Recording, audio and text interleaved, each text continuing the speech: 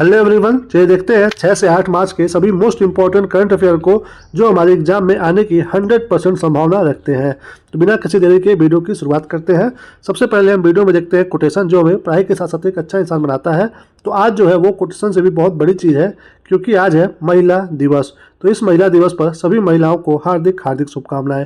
जब बात होती है महिलाओं की तो लोग कहते हैं कि जो नारी होती है वो कमज़ोर होती है, जबकि एक परिवार को, एक घर को चलाने में महिला की बहुत बड़ी भूमिका होती है। वो चाहे तो किसी परिवार या घर को बना सकती है या फिर बिगाड़ सकती है। तो ये पावर होती है महिलाओं के हाथ में। और जब बात होती है महिलाओं की तो अंबेडकर जी की बहुत ही फेमस लाइन याद आती है। अंबेडकर जी कहते थे कि अगर मुझे किसी भी समाज को या फिर किसी भी परिवार को देखना हो कि वो उन्नत की अवस्था में है कि नहीं है, तो मैं सिर्फ वहाँ की महिलाओं की स्थिति को देखता हूँ। अगर किसी भी घर और परिवार में महिलाओं की स्थिति अगर अच्छी है तो वो घर और परिवार उन्नत की अवस्था में है, और अगर महिलाओं की स्थिति सही नहीं है तो वो घर और परिवार बहुत ही पिछड़ा हुआ है।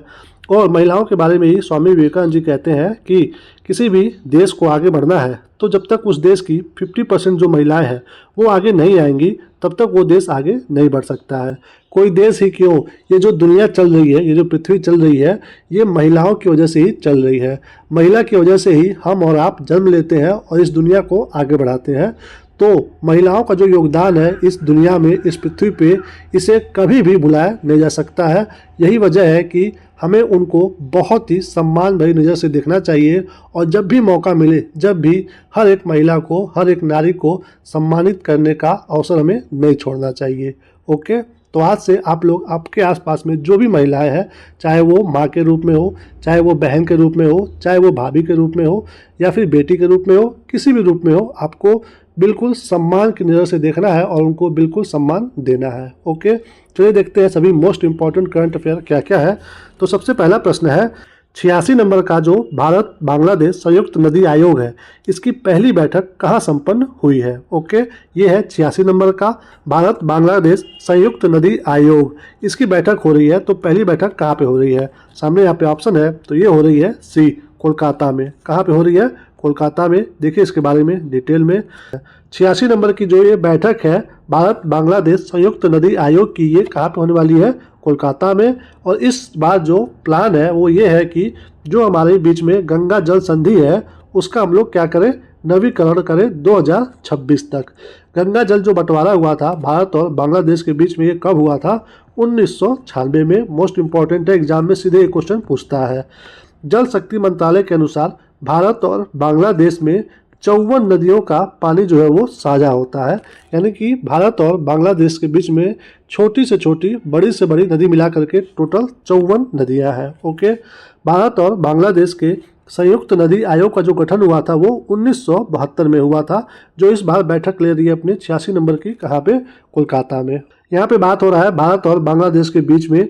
क्या आपको लोकेशन पता है, ये जो भारत का ऐसे नक्शा है और इधर जब आप जाओगे नॉर्थ ईस्ट में इधर, तो यहीं पे बीच में कौन सा देश है, बांग्लादेश है। ओके, ये जो बांग्लादेश है ये हमारे भारत के टोटल 5 राज्यों से घिरा हुआ है। एग्जाम में कई बार पूछता है कितने राज्यों से घिरा हुआ है बांग्लादेश, 5 राज्यों से। ओके, जिसमें से एग्जाम में ये भी क्वेश्चन बनता है कि सबसे ज़्यादा बाउंड्री कौन से राज्य से मिला हुआ है, तो वो है सबसे ज़्यादा बाउंड्री साझा करने वाला बंगाल। कौन सा, पश्चिम बंगाल। ओके, और ये जो देश है पहले इसको हम लोग बोलते थे पूर्वी पाकिस्तान। जब अपना देश आज़ाद हुआ था तो उस समय पाकिस्तान 2 तरह का बना था। एक जो ये एरिया था ये बना था पूर्वी पाकिस्तान, और जो अभी प्रेजेंट टाइम में पाकिस्तान है वो बना था पश्चिमी पाकिस्तान। उसके बाद युद्ध होता है भारत और पाकिस्तान में 1971 में, और यहाँ पे इस युद्ध में ये जो पूर्वी पाकिस्तान है ये अपने आप को आज़ाद कराता है, किससे, पाकिस्तान से। और फिर ये बनता है क्या, बांग्लादेश। तो आपको पता होना चाहिए कि बांग्लादेश कब बना था, 1971 में। ठीक है, ये बहुत ही बार बार एग्जाम में पूछे जाने वाला प्रश्न है। चलिए अब चलते हैं अगले प्रश्न पे। अगला क्या है, भारतीय अंतर्देशीय जलमार्ग प्राधिकरण ने नदी क्रूज पर्यटन को बढ़ावा देने के लिए किस केंद्र शासित प्रदेश के साथ MOU पर हस्ताक्षर किए हैं। किसकी बात हो रही है, भारतीय अंतर्देशीय जलमार्ग प्राधिकरण ने नदी क्रूज पर्यटन के लिए किस राज्य के साथ साइन किया है। ओके, सामने यहाँ पे ऑप्शन है, तो ये साइन किया गया है सी, जम्मू कश्मीर के साथ। ओके, देखिए इसके बारे में डिटेल में।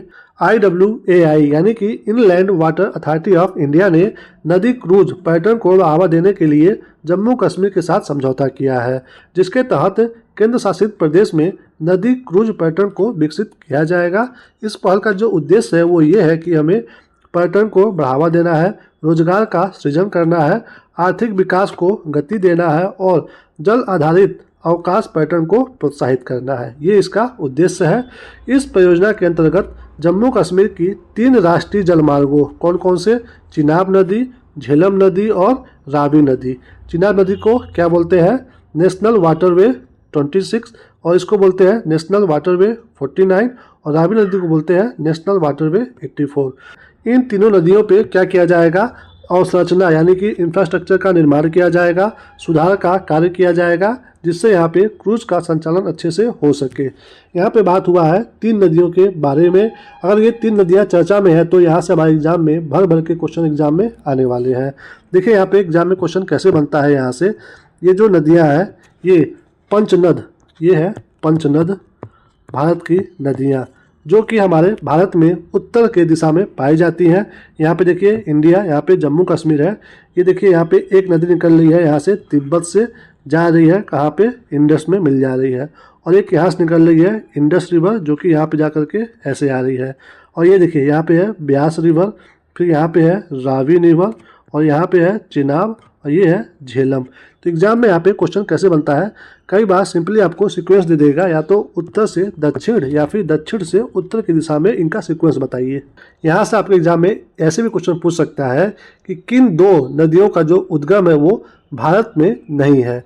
तो वो जो पंचनद है टोटल ये 5, इसमें से सिर्फ 2 नदियों का नहीं है जो आप यहाँ पे देख पा रहे हो आसानी से। एक तो इंडस जिसको हम बोलते हैं सिंधु नदी और सतलज नदी, इन दोनों का जो उद्गम स्थल है वो तिब्बत में पड़ता है। तो यहाँ से एग्जाम में कई बार क्वेश्चन आते हैं, इसलिए ये मैप आपको बताना बहुत ज़रूरी था। चलिए अब चलते हैं अगले प्रश्न पे। अगला क्या है, आगामी खेलो इंडिया पैरा गेम्स 20 से 27 मार्च तक कहाँ आयोजित किए जाएंगे। तो ये होने वाले हैं खेलो इंडिया पैरा गेम्स जो कि 20 से 27 मार्च तक चलने वाले हैं। तो कहाँ पे होंगे ये आपको बताना है। सामने यहाँ पे ऑप्शन है, तो ये होने वाले हैं ए दिल्ली में। कहाँ पे, दिल्ली में होने वाला है। देखिए इसके बारे में डिटेल में। खेलो इंडिया पैरा खेलों की शुरुआत कब से होगी, 20 से और चलेगा 27 मार्च तक नई दिल्ली में।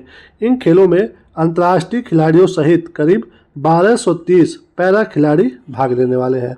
पैरा खिलाड़ी मतलब वो होते हैं जो किसी न किसी रूप में डिसेबल होते हैं, या तो किसी की पैर नहीं होती है, किसी के हाथ नहीं होती है, कुछ न कुछ उनमें क्या पाई जाती है, डिसेबिलिटी पाई जाती है। इस आयोजन का जो उद्देश्य है वो ये है कि भारत में पैरा खेलों को और बढ़ावा देना है। इस प्रतियोगिता में टोटल कितने गेम खेले जाएंगे, 6 गेम खेले जाएंगे। एग्जाम में सीधे आपके ये भी पूछ सकता है कि इस बार के पैरा खेल में कितने गेम होने वाले हैं, तो टोटल 6 गेम होने वाले हैं। ओके, खेलो इंडिया पैरा गेम्स का जो पहला संस्करण हुआ था वो 2023 में नई दिल्ली में हुआ था, जिसमें ये जो गेम हुआ था ये 3 स्थानों पे हुआ था और यहाँ पे उस समय 7 खेलों का आयोजन किया गया था। इसलिए आपको पता होना चाहिए कि इस बार इसमें 6 गेम्स होने वाले हैं, क्योंकि पिछली बार इसमें 7 गेम किए गए थे। तो ये इम्पोर्टेंट है, एग्जाम में आने की संभावना यहाँ से ज़्यादा है। यहाँ पे बात हो रहा है पैरा गेम्स के बारे में। तो अभी हाल ही में 2024 में क्या हुआ था, पेरिस पैरालंपिक। यहाँ से एग्जाम में हमारे क्वेश्चन आने की संभावना बहुत ज़्यादा है, क्योंकि अभी इसको बीते बहुत दिन नहीं हुआ है। तो फटाफट यहाँ से रिवीजन कर लेते हैं हम लोग। ये था इस बार का 2024 में 17वें नंबर का संस्करण, जो कि 20 अगस्त से शुरू हुआ था और चला था 8 सितंबर को। किस जगह पे हुआ था, पेरिस यानी कि फ्रांस देश में हुआ था।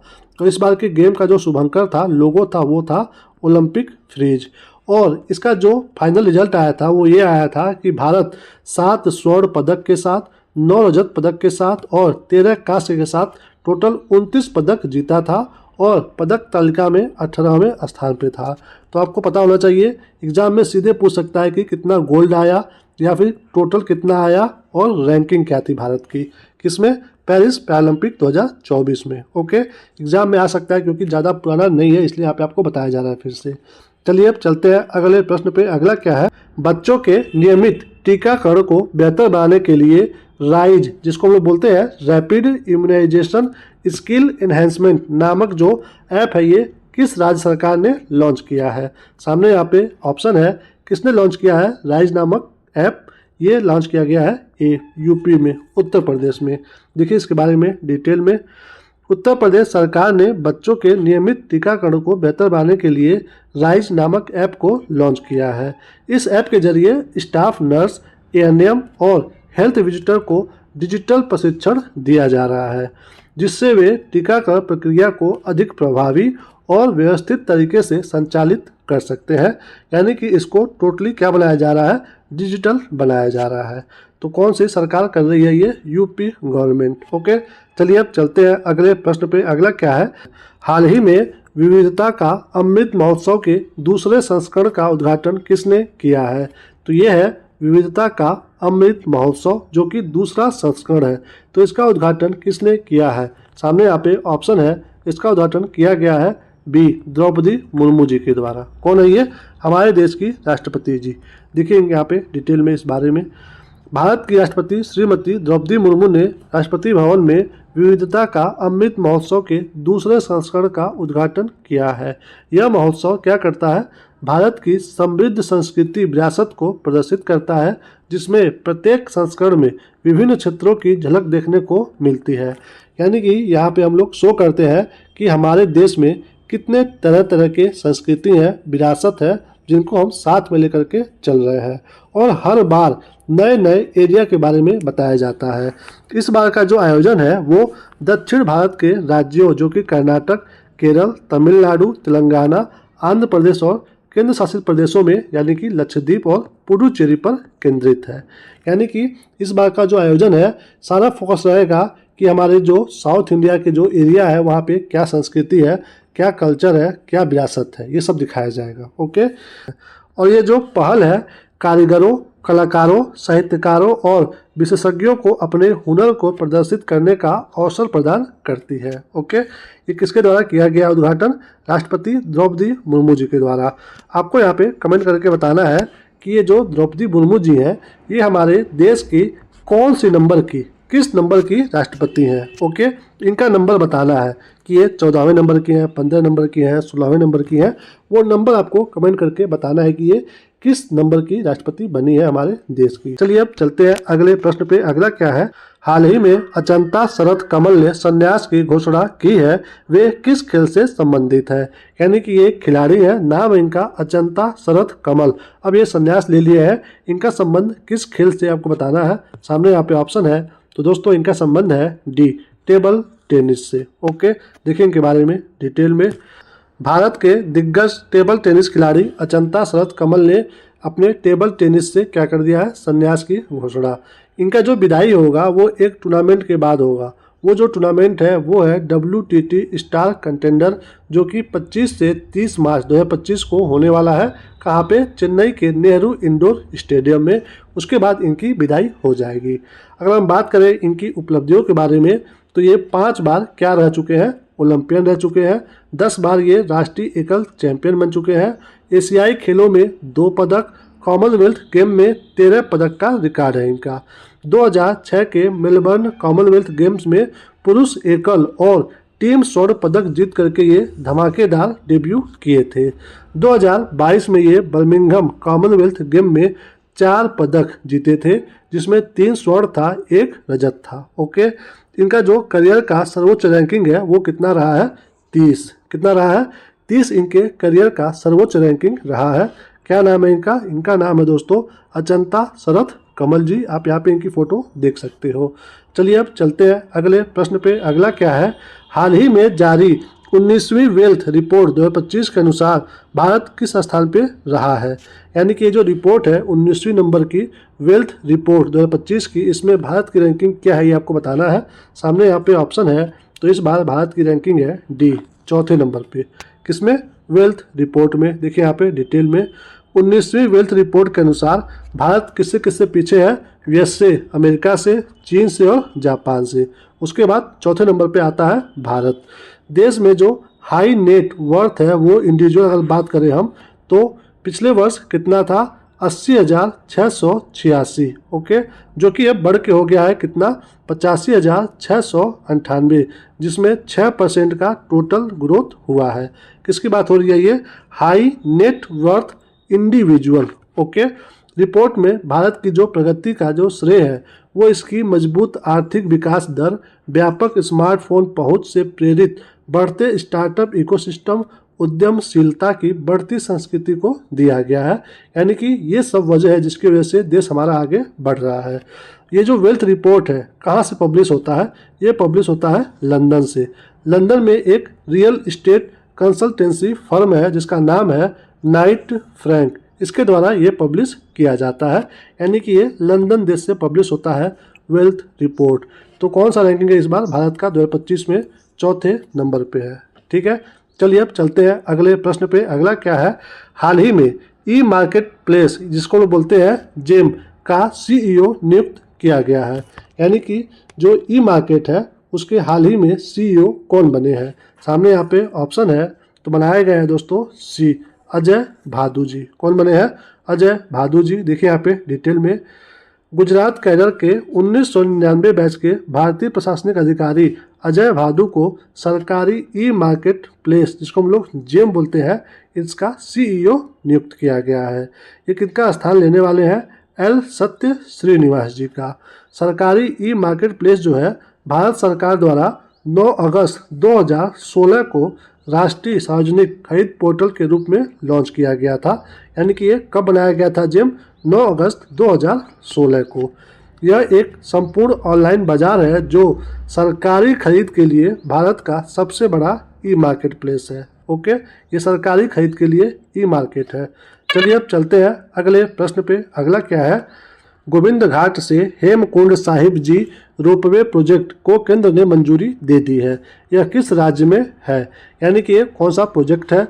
रोपवे प्रोजेक्ट है जो कि गोविंद घाट से हेमकुंड साहिब जी तक है। बताइए कि किस राज्य में स्थित है? सामने यहाँ पे ऑप्शन है, तो ये स्थित है बी, उत्तराखंड में। कहाँ पे है? उत्तराखंड में। देखिए इसके बारे में डिटेल में, केंद्र सरकार ने उत्तराखंड में गोविंद घाट से हेमकुंड साहिब जी तक कितना लंबा? 12.4 किलोमीटर लंबा रोपवे परियोजना के निर्माण को मंजूरी दी है। आपके एग्जाम में सीधे यहाँ से क्वेश्चन आ सकता है कि उसका लंबाई कितना है, तो आपको यहाँ पे ये भी ध्यान देना है कि 12.4 किलोमीटर लंबा है ये। यह परियोजना भारतीय तीर्थयात्रियों के लिए एक प्रमुख तीर्थ स्थल को जोड़ेगा सभी मौसमों में। ओके, साथ ही साथ यहाँ पे पर्यटन को बढ़ावा मिलेगा और स्थानीय रोजगार को भी बढ़ावा मिलेगा। यानी कि ये जो तीर्थ स्थल है यहाँ पे सभी मौसम में आप वहाँ पे जा सकोगे, पर्यटन को बढ़ावा मिलेगा और वहाँ पे स्थानीय रोजगार को भी बढ़ावा दिया जाएगा। इस परियोजना को मंत्रिमंडल आर्थिक मामलों की समिति ने 2730.13 करोड़ की अनुमानित लागत से मंजूरी दी है। यानी कि लगभग 2730 करोड़ रुपए का खर्चा आ रहा है इसको बनाने में। 12.4 किलोमीटर लंबा रोपवे जो कि कहाँ पे है? उत्तराखंड में है। ओके, चलिए अब चलते हैं अगले प्रश्न पे। अगला क्या है? स्पेन के बार्सिलोना में मोबाइल वर्ल्ड कांग्रेस को किसने संबोधित किया है? यहाँ पे आपको ध्यान देना है, एग्जाम में अगर पूछे कि 2025 का मोबाइल वर्ल्ड कांग्रेस कहाँ पे हुआ है, तो स्पेन में हुआ है। ऐसे क्वेश्चन आ सकता है। और यहाँ पे पूछ रहा है कि भारत की तरफ से किसने संबोधित किया है इसको, तो सामने यहाँ पे ऑप्शन है, तो हमारे तरफ से गए थे सी, ज्योतिरादित्य सिंधिया जी। सी, देखिए यहाँ पे डिटेल में, ये कौन से मंत्री हैं?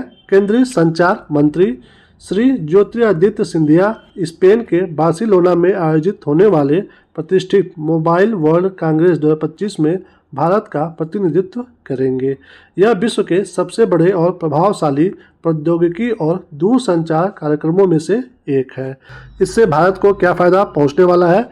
इस प्रतिष्ठित आयोजन में भारत जो है तीव्र गति से 5G को लागू करने, दुनिया में सबसे कम डेटा कीमत और स्वदेशी 4G 5G स्टैक के साथ साथ मजबूत साइबर सुरक्षा उपायों के संबंध में उठाए गए कदमों को उजागर करेगा।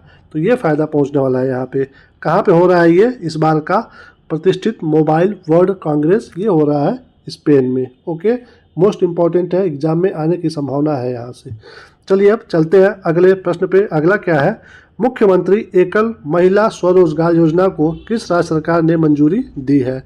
कौन सा योजना है ये? मुख्यमंत्री एकल महिला स्वरोजगार योजना। तो बताइए कि ये किस राज्य में शुरू हुआ है? सामने यहाँ पे ऑप्शन है, तो ये शुरू हुआ है ए, उत्तराखंड में। देखिए इसके बारे में डिटेल में, उत्तराखंड सरकार ने प्रदेश की एकल महिलाओं को आत्मनिर्भर बनाने के लिए मुख्यमंत्री एकल महिला स्वरोजगार को मंजूरी दी है। यह योजना उन महिलाओं के लिए शुरू की गई है जो किसी कारणवश अकेली हैं और आर्थिक रूप से असमर्थ हैं, उनके लिए है स्पेशल ये योजना। के तहत महिलाओं को अधिकतम 2 लाख रुपए तक की वित्तीय सहायता दी जाएगी किसी भी स्वरोजगार को शुरू करने के लिए। बात हो रहा है यहाँ पे महिलाओं के बारे में, तो महिला सशक्तिकरण एवं बाल विकास मंत्री इस समय कौन है, वो है रेखा आर्या जी। ओके, हमने देखिए शुरू किया था वीडियो को महिलाओं के साथ और यहाँ पे महिलाओं के साथ ही वीडियो की समाप्ति हो रही है। ओके, इसी के साथ हम इस वीडियो को यहीं पे समाप्त करते हैं। Thank you for watching. इस वीडियो से आपकी थोड़ी सी भी जानकारी बढ़ी हो और आप चैनल पर पहली बार आए हो तो चैनल को सब्सक्राइब जरूर करिए, वीडियो को लाइक करिए, दोस्तों में शेयर करिए और कुछ भी आप कमेंट करके हमें बता सकते हैं। अपना ख्याल रखिए, मुस्कुराते रहिए। मिलेंगे हम आपको अगले वीडियो में, तब तक के लिए जय हिंद, वंदे मातरम।